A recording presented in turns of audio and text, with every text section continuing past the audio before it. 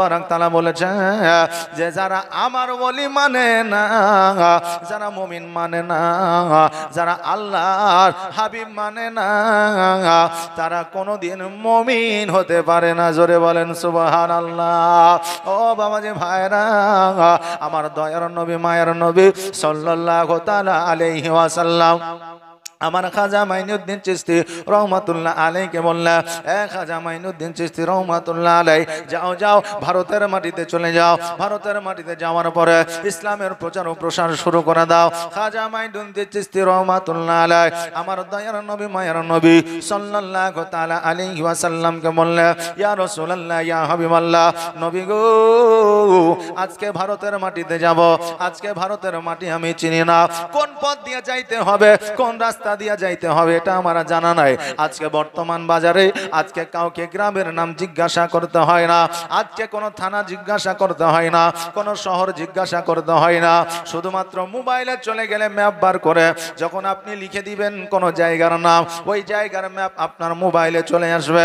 আপনি লম্বা করে মোবাইলটা রেখে দিলেন, কাউকে জিজ্ঞাসা করার দরকার নয়, ঠিক সঠিক জায়গায় আপনি পৌঁছে যাবে।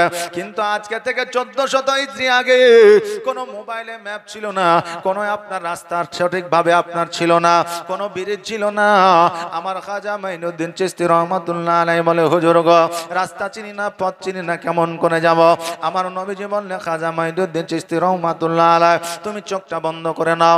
যেমন চোখটা বন্ধ করে নিলে, চোখটা খুলে দাও। চোখটা খুলে দিলে বলে, খাজা মাইনুদ্দিন, তোমাকে কি রাস্তা চিনাইতে হবে? খাজা মাইনুদ্দিন চিশতি রহমাতুল্লাহ আলাইহি বলে, হুজুর, আমি যখন চোখটা বন্ধ করে নিলাম, ম্যাপের নাই সমস্ত ভারতের রাস্তা তো দূরের কথা, সারা পৃথিবীর ম্যাপ যেন আমার চোখের সম্মুখে চলে আসলো। জোরে বলেন সুবহানাল্লাহ। সারা পৃথিবীর ম্যাপ আমার চোখের সামনে চলে আসলো, আমার আর রাস্তা দেখার দরকার না। এবার হুজুর বলেন, কখন যেতে হবে, কোন সময় যেতে হবে? আমার দয়ার নবী বললেন, আগামীকাল রওনা হয়ে যাও।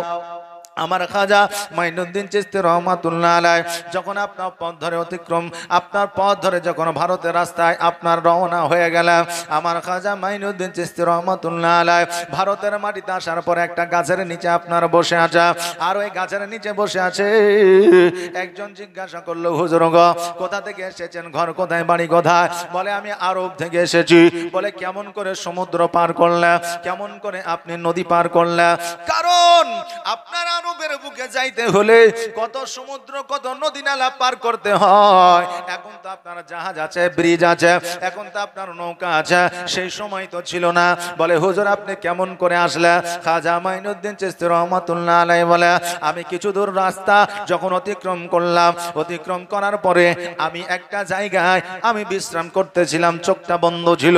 চোখ যখন খুলিয়া দেখি আর আমি সেই জায়গায় নাই, আমি ভারতের মাটিতে এসে গিয়েছি। জোরে বলেন সুবহানাল্লাহ। ও বাবাজি ভাইরা, আমার খাজা মাইনুদ্দিন চিশতি রহমাতুল্লাহ আলাইহি ওই গাছের তলায় আপনার বসে আছে। এবার ওই আমলে আপনার বাদশার যারা রাখাল ছিল, তারা যাইয়া খাজা মাইনুদ্দিন চিশতি রহমাতুল্লাহ আলাইহিকে বলতেছে, এ ফকির দরবেশ, আজকে এই গাছের তলায় বসে আছো, কারণটা কি? তোমার বাড়ি কোথায়, ঘর কোথায়? তোমাকে তো জীবনে কোনোদিন দেখি না। বলে, আমি ভারতে এসেছি ইসলামের প্রচার ও প্রসার করার জন্য। আজকে যে গাছের নিচে আমি বসে আছি, এই গাছের নিচের জায়গাটা আমি দখল করতে চাই। এই জায়গাটায় আমার ঘর বানাইতে চায়, এই জায়গাটায় আমার খানকা বানাইতে চায়। আপনার রাখালরা বলল, না না না, এই জায়গাটা আমাদের খেলার জায়গা, এই জায়গাটা আমাদের আরামের জায়গা, অতএব এই জায়গাটা আপনাকে দেওয়া যাবে না। বলে, এই জায়গায় তোমরাও থাকবা, আমিও থাকবো। বলে, না না না, আমরাই শুধুমাত্র থাকবো, আপনার থাকা হবে না।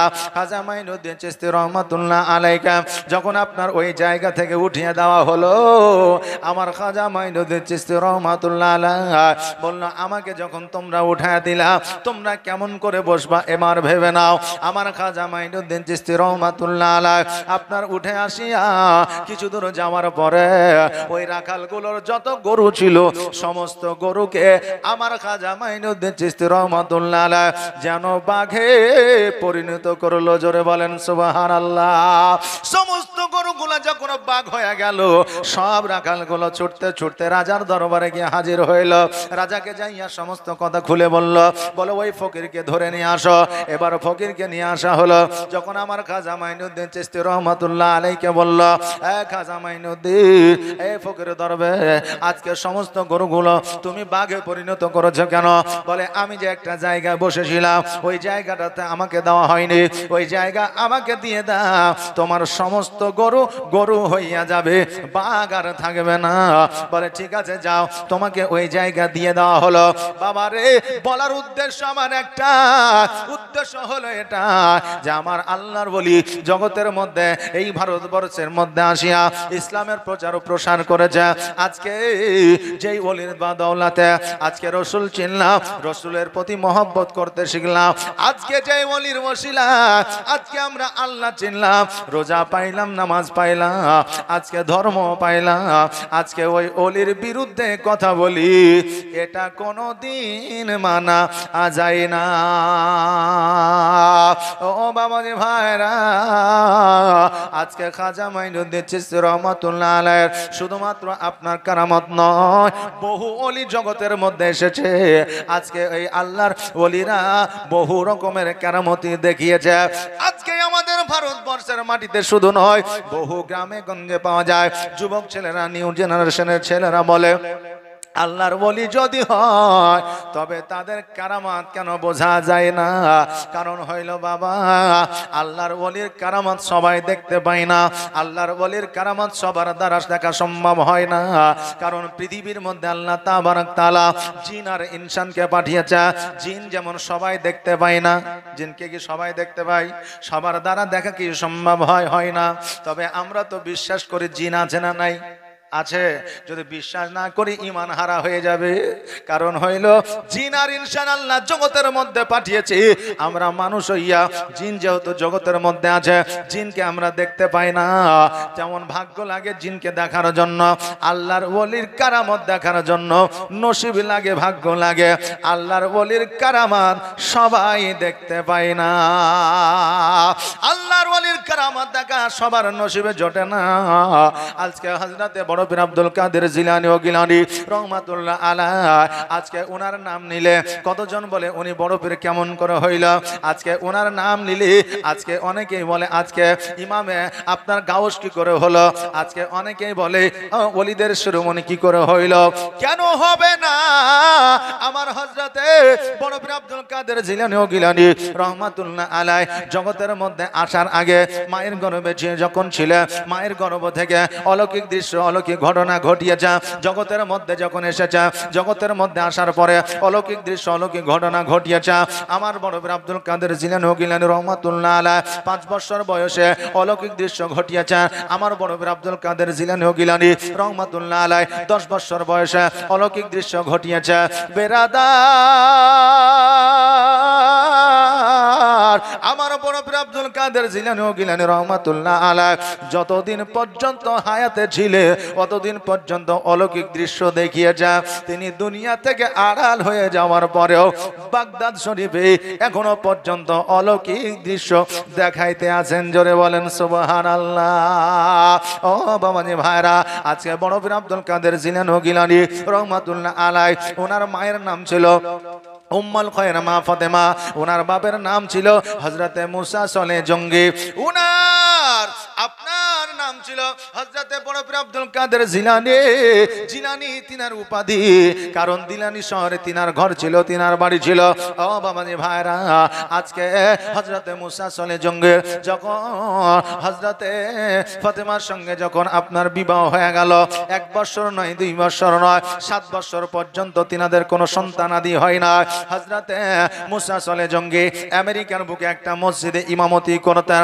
রাত্রিবেলায় তাহাজ্জুদের নামাজের পরে আল্লাহর দরবারে হাত দুখানা উঠিয়েছে, আল্লাহ আজকে আমাদের একদিন নয়, 2 দিন নয়, 7 বছর বিবাহ হয়ে গেল, আমাদের ঘরে এখনো পর্যন্ত কোনো সন্তান আসে না, আমাদের ঘরে এখনো পর্যন্ত আপনি সন্তান দেয় নাই। ওগো আল্লাহ, আমাদেরকে একটা সন্তান দান করে। কারণ হইল তাহাজ্জুদের নামাজের পরে, তাহাজ্জুদের নামাজের পরে আল্লাহর দরবারে যে দোয়া করা হয়, আল্লাহ সেই দোয়াটাকে কবুল করে নেয়। কারণ হইল তাহাজ্জুদের নামাজ আপনার নিঝুম রাত্রিতে হয়, আর ওই নিঝুম রাত্রিতে আপনি আল্লাহর দরবারে দোয়া করবেন, শুনবে আল্লাহ, বলবেন আপনি, আর আপনার দোয়া আল্লাহ কবুল করবে। আপনার দোয়া আল্লাহ কবুল করার জন্য সপ্তম আসমান থেকে প্রথম আসমানে এসে বান্দাদের বলে, বান্দা তোমরা চাও, তোমরা চাইবে, আমি আল্লাহ খুশি হইয়া তোমরা যেটা চাইবে আমি আল্লাহ সেটাই তোমাদের দিব। জোরে বলেন সুবহানাল্লাহ। ও বিরাদার, আমার বড় বীর আব্দুল কাদের জিলানী ও গিলানী রহমাতুল্লাহ আলাইহি, ওনার আব্বা মুসা সলে জঙ্গি আল্লাহর দরবারে দোয়া করেছেন, আল্লাহ গো, আমাদের এখনো পর্যন্ত ঘরে একটা সন্তান আসে না, একটা সন্তান আপনি দিয়ে দেন। গায়বী আওয়াজ দিয়া আমার আল্লাহ তাবারক তাআলা বলে, এ মুসা সলে জঙ্গি, শোনো শোনো গো, আজকে তোমার ঘরে, আজকে তোমার বাড়িতে এমন একটা সন্তান আমি দিলাম, এমন একটা নুরানি সন্তান আমি দিলাম, যেই সন্তানটা শুধু তোমার ঘরে আলো করবে না, আজকে ওই সন্তানটা সারা জাহান আলো করবে। জোরে বলেন সুবহানাল্লাহ। ওই সন্তানটা জগতের সাধারণ সন্তান নয়, ওই সন্তানটা জগতের সাধারণ সন্তানের মতো সন্তান নয়। আজকে তোমাকে যে সন্তানটা আমি দিলাম, ওই সন্তানটা ওলিদের শিরোমণি, ওলিদের তাজ, ওলিদের ওলি, যার নাম হবে হযরতে বড় বীর আব্দুল কাদের জিলানী ও গিলানী রহমাতুল্লাহ আলাইহি। জোরে বলেন সুবহানাল্লাহ। হযরতে মুসা সলে জঙ্গি ফজরের নামাজের পরে আপনার বাড়িতে এসেছে, বাড়িতে আসার পরে বিবিকে বলতেছে, বিবি রে, আমি আল্লাহর দরবারে দোয়া করেছি, প্রার্থনা করেছি, আমার আল্লাহ আমাকে বলে দিয়েছে এমন একটা সন্তান জগতের মধ্যে আমাকে দিবে, এমন একটা সন্তান আমাদেরকে দান করেছে, যে সন্তানটা জগতের অন্য সন্তানের চাইতে আলাদা। সঙ্গে সঙ্গে আমার হযরতে ফাতেমা উনি আলহামদুলিল্লাহ পড়লেন, আর সঙ্গে সঙ্গে হযরতে মুসা সলে জঙ্গি উনিও যেন আপনার আলহামদুলিল্লাহ পড়লেন। জোরে বলেন সুবহানাল্লাহ। আজকে বাবা, আজকে আনন্দের মুহূর্ত যখন আমাদের আসে, আজকে যখন আমাদের খুশির মুহূর্ত আসে, যেই খুশিটা আমার আল্লাহ দেয়, ওই আল্লাহকে আমরা ভুইলা যাই। আর যত আত্মীয় স্বজন আসে, সমস্ত আত্মীয় স্বজনকে নিয়ে আমরা আনন্দ উপভোগ করি, কিন্তু আল্লাহকে স্মরণ করি না। এই জন্য আল্লাহ বলে, বান্দারে, আমি তোমাদের অতি ভালোবাসি। পৃথিবীর মধ্যে একটা বান্দাকে সবচাইতে বেশি যদি ভালোবাসে, সে হলো মা আর বাবা। কারণ বিনা স্বার্থে ভালোবাসনেওয়ালা একজনই আছে, সে হলো মা। আর ওই মায়ের চাইতে 70,000 গুণ বেশি ভালোবাসি, ওটাই হলাম আমি আল্লাহ। জোরে বলেন সুবহানাল্লাহ।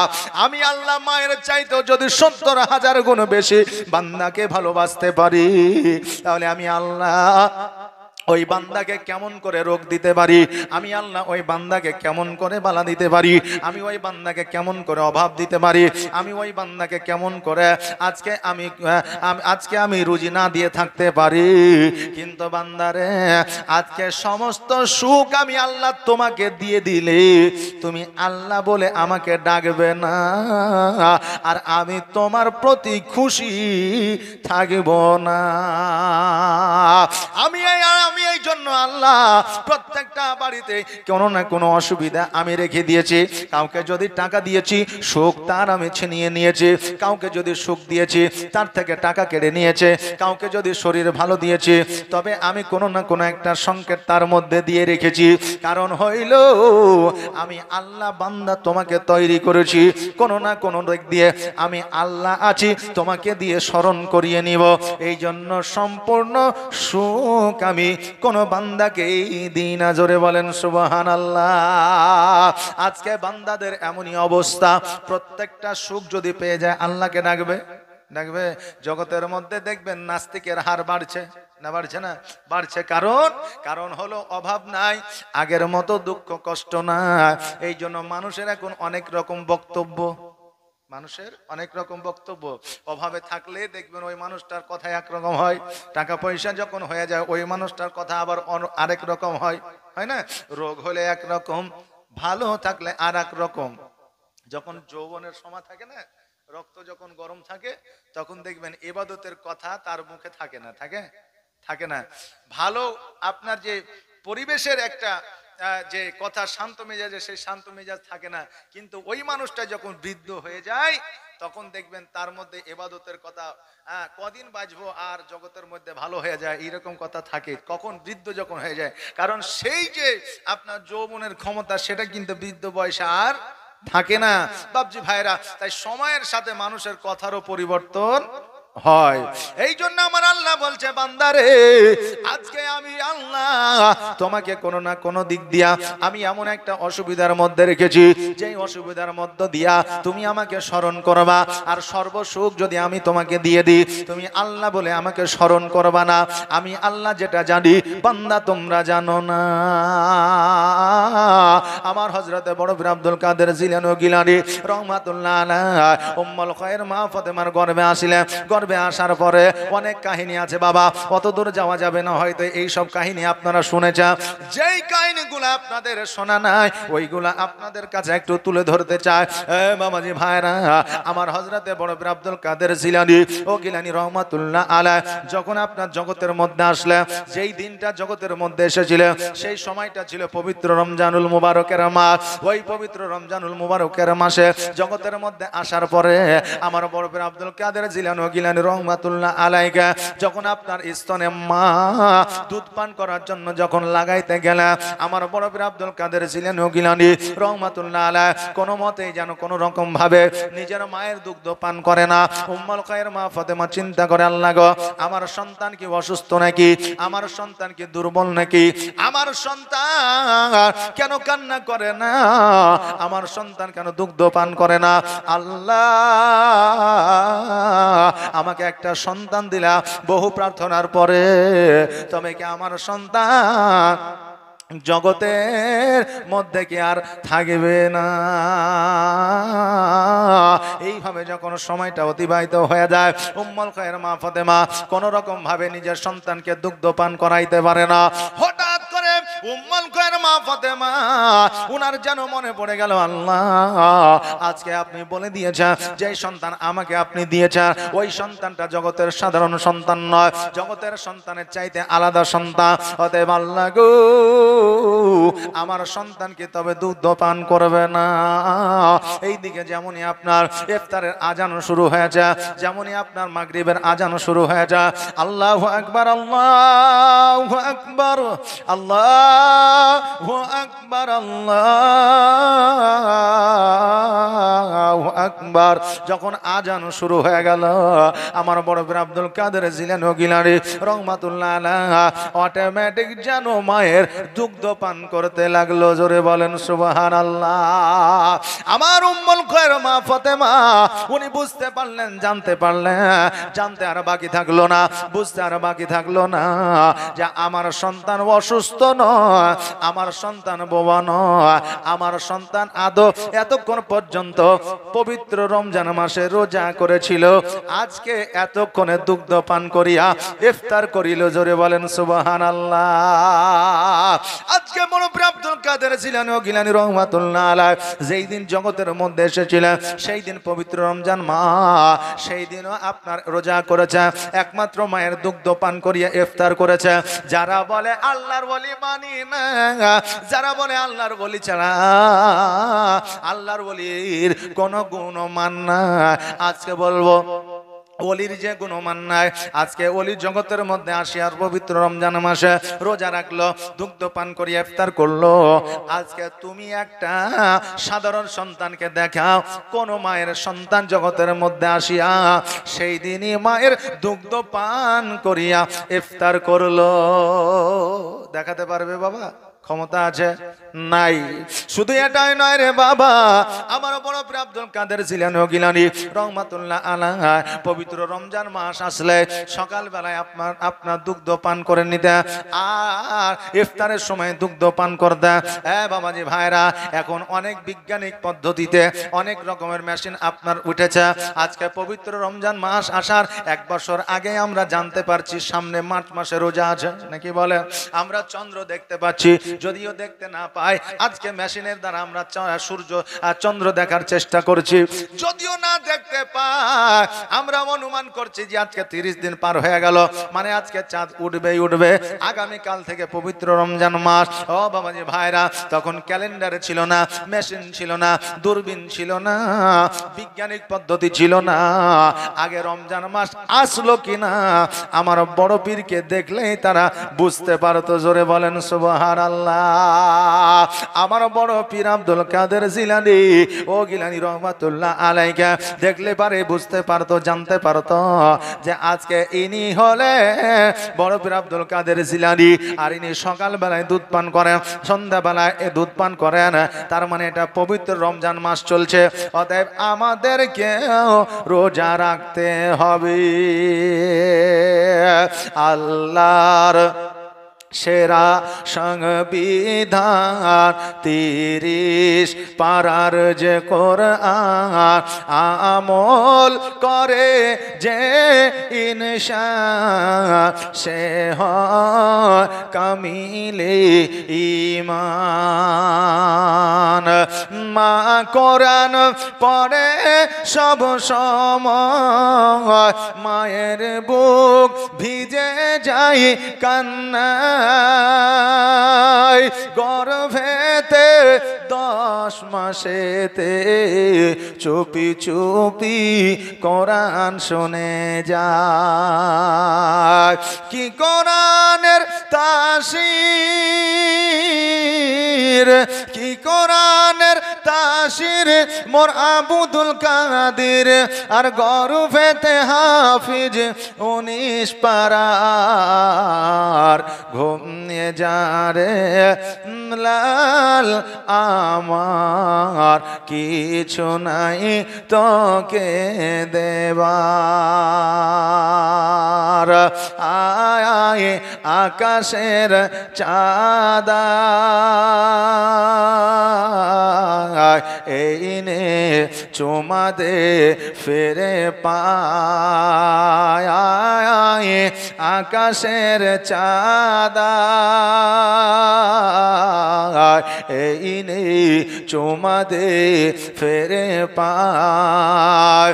মোর মাসুমলি জানের কলি, তুই এলি বাপ রোজার মাসে, একটু দুধ খাইয়ে শুধু মধু নিয়ে কে যেন আসে। ওরে হুর মালিকা, ওরে হুর মালিকা ফিরে যা তোরা, আর খেছে রোজা লাল আমার। ঘুমিয়ে যা রে লাল আমার, কিছু নাই তো কে দেবার। আল্লাহুম্মা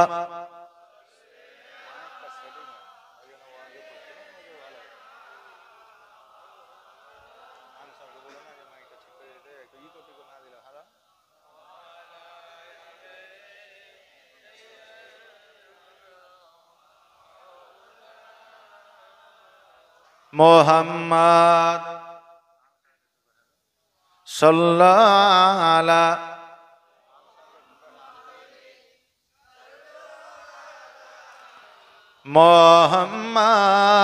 মুহাম্মদ হরদম জবান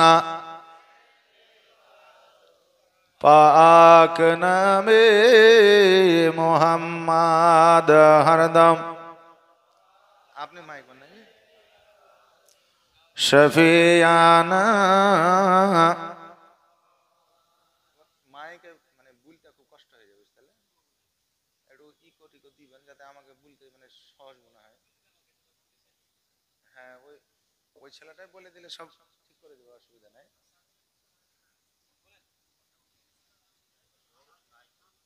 সাউন্ডের দরকার নাই, সাউন্ড কমিয়ে দেন, অসুবিধা নাই। আমার কানে যাতে আসে আর যাতে ইকোটা একটু থাকে, যাতে বলতে সুবিধা হয়। এর দরুদ শরীফ পড়ে আল্লাহুম্মা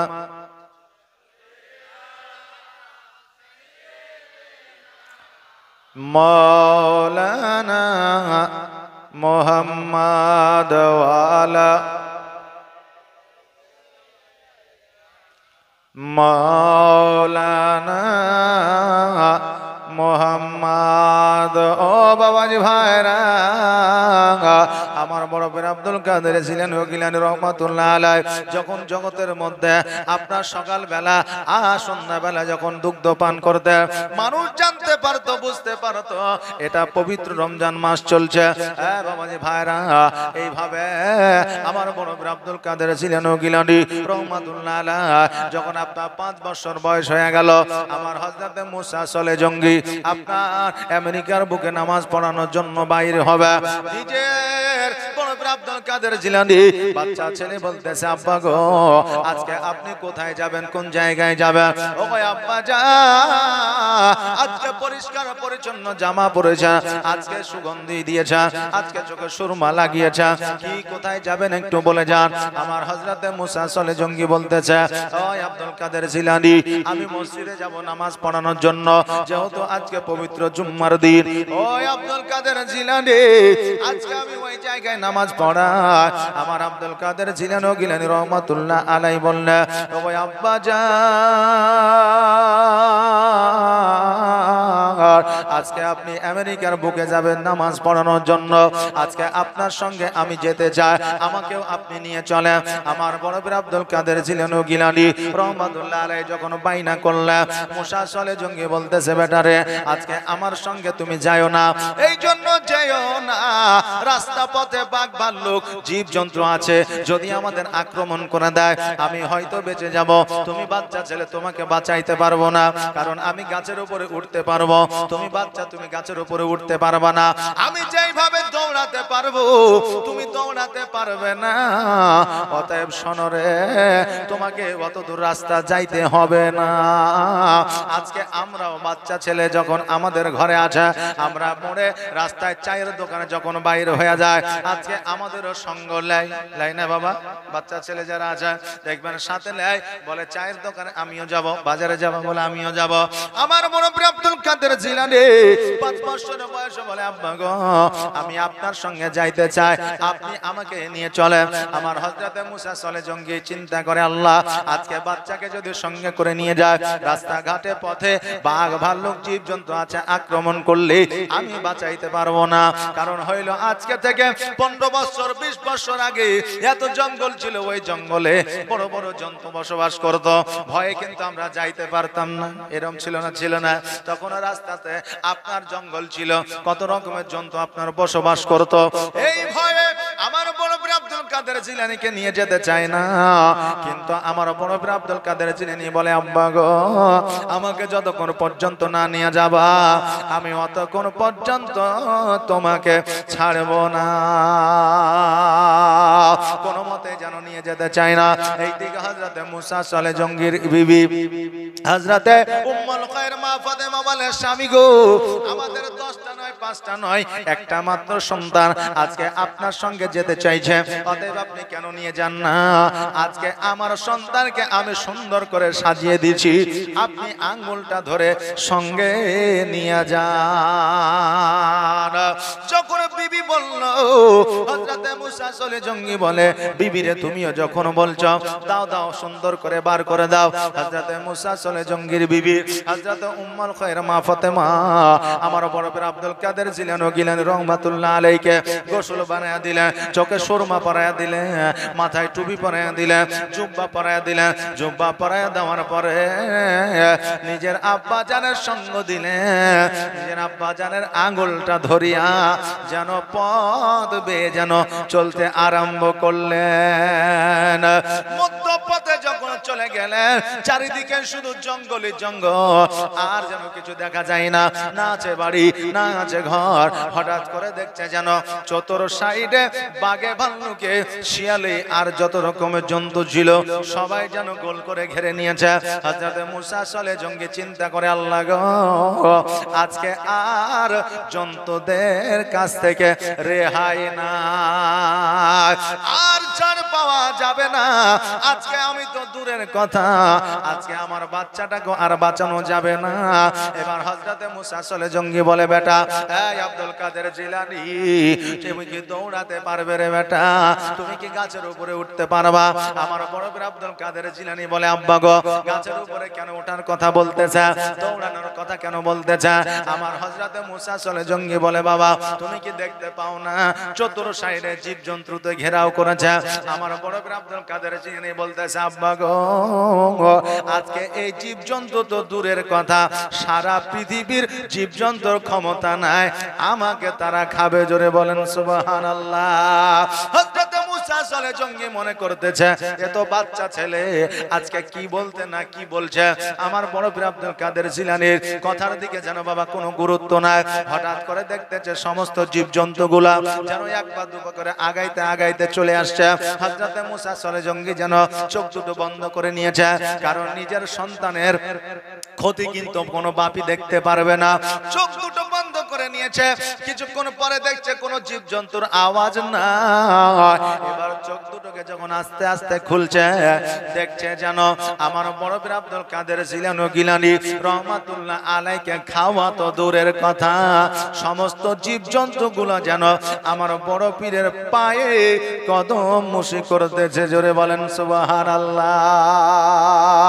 আমার বড় পীর আব্দুল কাদের জিলানী রহমাতুল্লাহ আলাইহির পায়ে যেন আপনার কদম মুশি করতেছে। আমার হযরত মুসা সালে জঙ্গি দেখে যেন হতভম্ব অবাক হয়ে গেল। আল্লাহ, আজকে আপনি বলে দিয়েছিলেন আমার সন্তানটা জগতের সন্তানের চাইতে আলাদা। আজকে আমি বুঝে গিয়েছি, জেনে গিয়েছি যে জগতের কোন সন্তানের সঙ্গে আমার সন্তানের মিল হবে না। ওই জায়গা থেকে আমার বড় বীর আব্দুল কাদের জিলানী রহমাতুল্লাহ আলাইহিকে নিয়ে মসজিদে গেলেন, 2 রাকাত নামাজ আদায় করলেন। আদায় করার পরে ওই মসজিদে একজন দন্দাইমান হলেন, দাঁড়ায়া গেলেন, সালাম দিলেন, আসসালামু আলাইকুম। সালামের উত্তর দিলেন, আর যেন বলে দিলেন, বাবা রে, আজকে এই গ্রামের মধ্যে একজন বান্দা ইন্তেকাল করেছে, মারা গেছে। ওই বান্দার জানাজা জুম্মার নামাজের পরে হবে। অতএব তোমরা জুম্মার নামাজের পরে যারা জানাজা পড়তে ইচ্ছুক ওই জায়গায় উপস্থিত হয়ে যাবে। আজকে আমাদের মসজিদও জুম্মার পরে অনেক ঘোষণা, অনেক এলান হয়, হয় না বাবা? হয়। কেউ যদি ক্ষীর নিয়ে আসে, পায়েস নিয়ে আসে, জুম্মার পরে বলে, আসসালামু আলাইকুম, আপনাদের জিয়াফত থাকলেও আপনারা একটু করে পায়েস নিয়ে যাবেন, বলে কি বলে না? জি। মসজিদে যদি কোনো কাজ থাকে, বলে মসজিদে মিটিং আছে, আপনারা একটু দাঁড়িয়ে যাবেন, বলে কি বলে না? বলে। তো ওই রকম তখন তার মাইকের ব্যবস্থা ছিল না। জুম্মার পরে বলতেছে যে এই গ্রামে একজন মারা গেছে, তো আপনারা যারা জানাজা পড়তে ইচ্ছুক জুম্মার পরে কবরস্থানে চলে যাবেন, ওখানেই জানাজা হবে। আমার বড় বীর আব্দুল কাদের জিলানী রহমাতুল্লাহ আলাইহি কথাটা শুনেছে, আর যেমন এই কথা শোনা সবাই নামাজ পড়ছে। আমার বড় বীর আব্দুল কাদের জিলানী টুক করে মসজিদ থেকে বাইরে হয়ে যেই বাড়িতে মারা গেছে ওই বাড়িতে গিয়ে যেন হাজির হয়েছে। ওই বাড়িতে হাজির হওয়ার পরে দেখছে যেন সবাই বসে আছে। একটা 5 বছরের বাচ্চা ধুলোতে গড়াগড়ি দিয়ে যেন কান্দে। আমার বড় বীর আব্দুল কাদের জিলানী রহমাতুল্লাহ আলাইহি গুটি গুটি পায়ে ওই বাচ্চার কাছে যাইয়া বলে, এ বাচ্চা তুমি কেন কান্দো? ওই বাচ্চা তাকায়া তাকায়া দেখে এতগুলো মানুষ আছে, কেউ জিজ্ঞাসা করে না। আজকে আমারও 5 বছর বয়স, যে জিজ্ঞাসা করে তারও 5 বছর বয়স, আমি তাকে কি বলবো? ও নিজেও চিন্তা করে। আমার বড় বীর আব্দুল কাদের জিলানী বলতেছে, বাচ্চা তুমি কান্দো কেন? বলো বলো। বলে, শোনো গো, আজকে আমার মা নাই, আমার মা জন্ম দেওয়ার সময় আমার মা ইন্তেকাল করেছে। আজকে 5 বছর আমার বাপের কাছে আমি লালিত পালিত হয়েছি। আজকে আমার বাপ ইন্তেকাল করেছে, জগতে আমার বাপ নাই, আমার মা নাই, আমি বড় এতিম হয়ে গেছি, আমাকে দেখার মতো কেউ না, এই জন্য আমি কান্না করতেছি। আমার বড় পীর আব্দুল কাদের জিলানী রহমাতুল্লাহ আলাইহি বলে, যারা এতিম হয়ে যায় ওই এতিমের জ্বালা যন্ত্রণা আমি বড় পীর আব্দুল কাদের জিলানী ও গিলানী রহমাতুল্লাহ আলাইহি বুঝি। অতএব বাচ্চারে, তুমি আর কাঁদিও না, তোমার কান্নাটা বন্ধ করো। ওই বাচ্চাটা তাকায় বলে, আমার বাপ নাই, আমার মা নাই, আজকে বড় এতিম হয়ে গেছে আমি, জগতে আমার কেউ না। অতএব আমার আব্বা একমাত্র আমার সম্বল ছিল, ওই বাপও আজকে ইন্তেকাল করেছে। বলো বলো কেমন করে আমি কান্নাটা বন্ধ করি? এতিমের কাছে যাইয়া এতিমকে যদি সহযোগিতা না করতে পারা যায়, ওই এতিমের মাথায় যদি একবার হাত বুলিয়ে দেওয়া হয়, আমার আল্লাহ তাবারক তাআলা বলে ওই এতিমের মাথায় একবার হাত বুলিয়ে দেওয়ার কারণে আমি আল্লাহ তাকে একটা মাকবুল হজের সব দান করে দিই। রাস্তার ধারে এতিম বাচ্চা, রাস্তার ধারে এতিম বাচ্চা কেন বসে কান্দে রে, আরশের পায়া হিলে রে। এতিম বাচ্চা বসে বসে কেন আজ কান্দিয়া যা,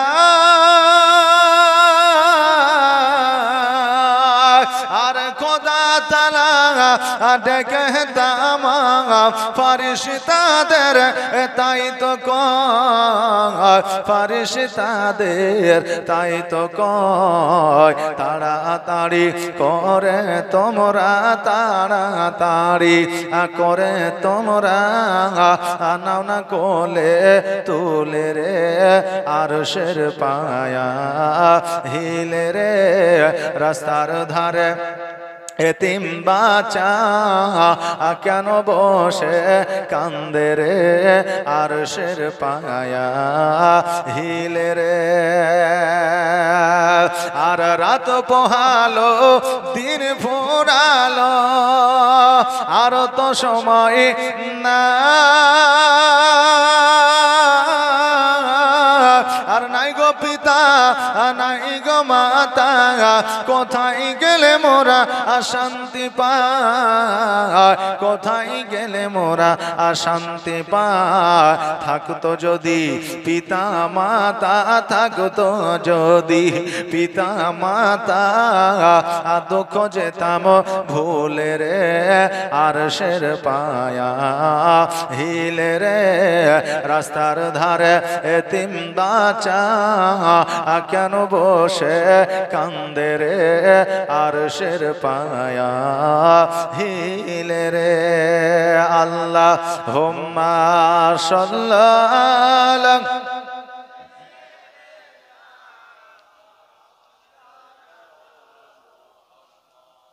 ওয়ালা আলে সাইয়্যিদিনা। এই আমার বাবাজি ভাইরা, আমার বড় পীর আব্দুল কাদের জিলানী রহমাতুল্লাহ আলাইহি বলতেছে, এ বাচ্চা তুমি কান্নাটা বন্ধ করো, কারণ তুমি কান্না করলে আমি বড় পীর আব্দুল কাদের জিলানী আমি তোমার কান্না সহ্য করতে পারি না। বাচ্চা বলে, না না না, আজকে আমার আব্বা মারা গিয়েছে, আমি কেমন করে কান্নাটা বন্ধ করতে পারি, আমার কেমন করে কান্না বন্ধ হবে? আমার বড় পীর আব্দুল কাদের জিলানী বলে, তোমার কি করলে কান্না বন্ধ করবা? বলে, আমার আব্বা মারা গিয়েছে, আমি কেমন করে কান্না বন্ধ করতে পারি? বলে, তোমার আব্বাকে যদি আমি জিন্দা করে দিই তুমি তোমার কান্নাটা বন্ধ করবা।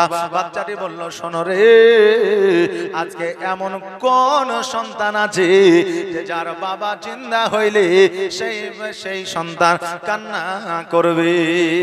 কারো বাবাকে যদি জিন্দা করে দেওয়া হয় তাহলে তার সন্তান কি আর কান্না করবে? করবে না, খুশিতে আনন্দে আত্মহারা হয়ে যাবে। ওই বাচ্চা বলল, আমার আব্বা আমাকে যদি জিন্দা করে দাও আমার কান্না বন্ধ হয়ে যাবে। আমার বড় পীর আব্দুল কাদের জিলানী ও গিলানী রহমাতুল্লাহ আলাইহি বলে আমি কথা দিলাম তোমার আব্বাকে আমি জিন্দা বানায় দিব।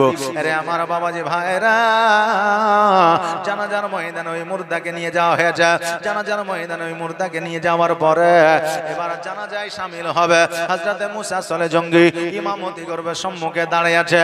ইতিমধ্যে সবাই কাতার সারিবদ্ধ হয়ে দাঁড়িয়ে গেছে।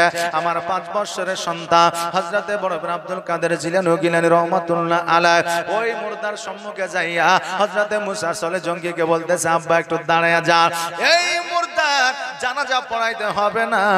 বলে কেন? বলে আব্বা গো আমি ওই বাচ্চাটাকে কথা দিয়েছি তার আব্বা জানকে আমি জিন্দা করে দেব। আব্বা গো আপনি দয়া করে মুর্দাকে জিন্দা বানায়া দেন। হযরত মুসা সলে জঙ্গি বলতেছে হ্যাঁ বেটা আব্দুল কাদের জিলানী, মুর্দাকে একমাত্র আল্লাহ জিন্দা করতে পারে, আর মুর্দা কখনো জিন্দা হয় না। হযরত বড় পীর আব্দুল কাদের জিলানী ও গিলানী রহমাতুল্লাহ আলাইহি বলে ও আব্বা জান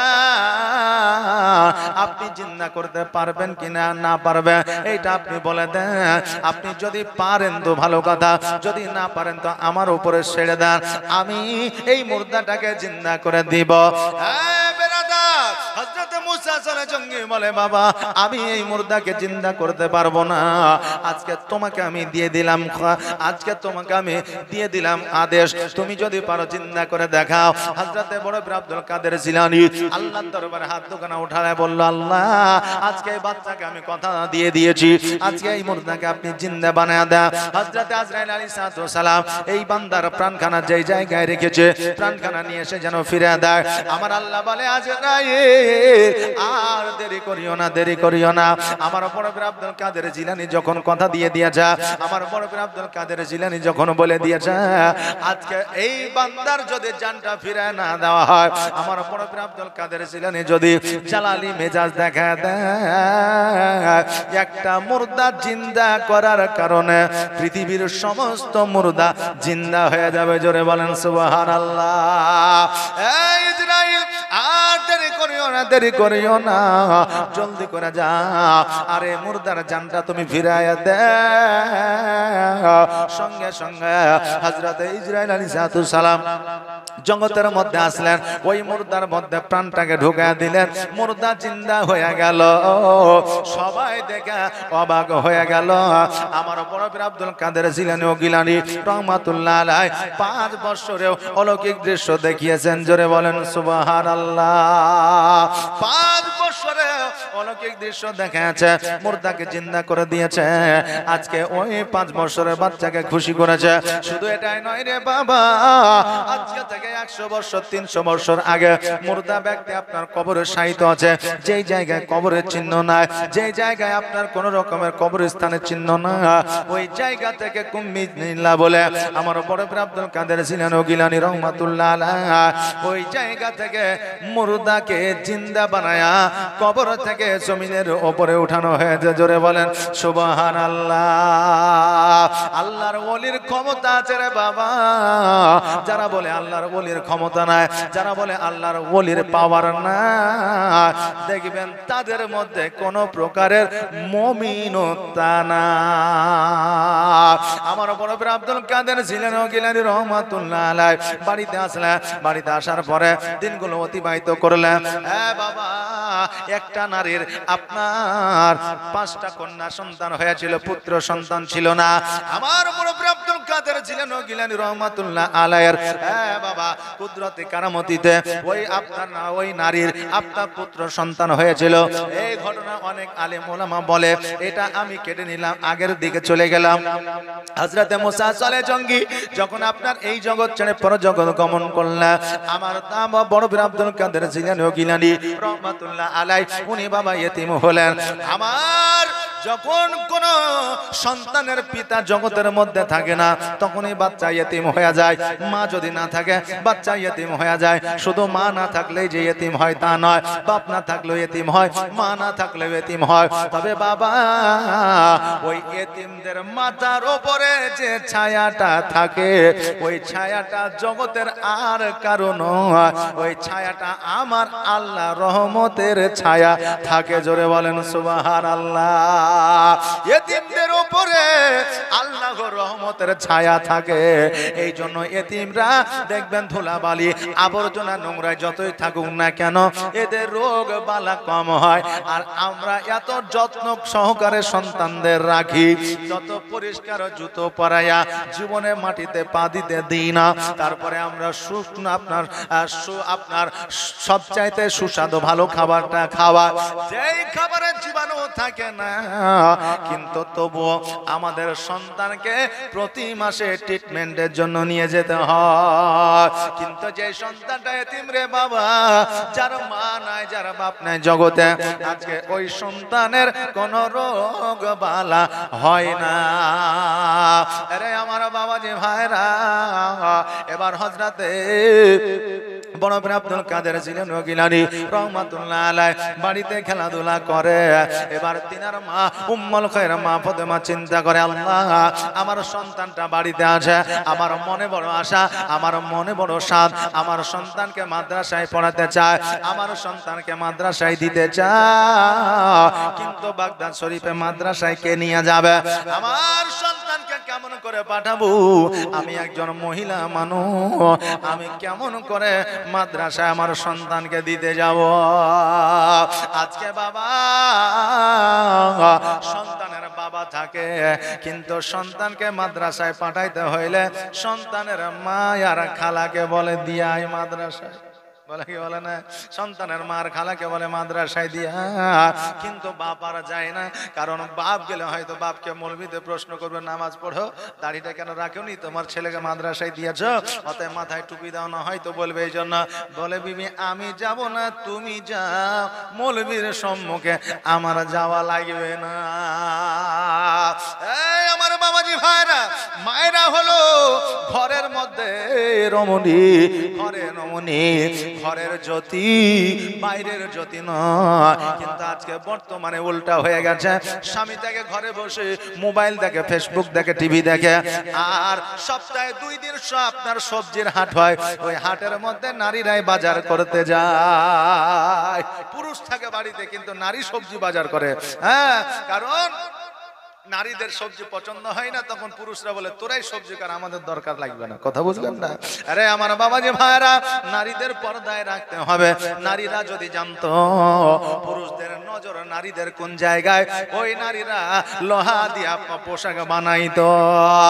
আর পুরুষরা যদি জানতো যে আমাদের চোখের কি আযাব হবে, তাহলে ওই চোখের জ্যোতি ছাড়া অন্ধ হইতে তারা পছন্দ করতো। জোরে বলেন সুবহানাল্লাহ।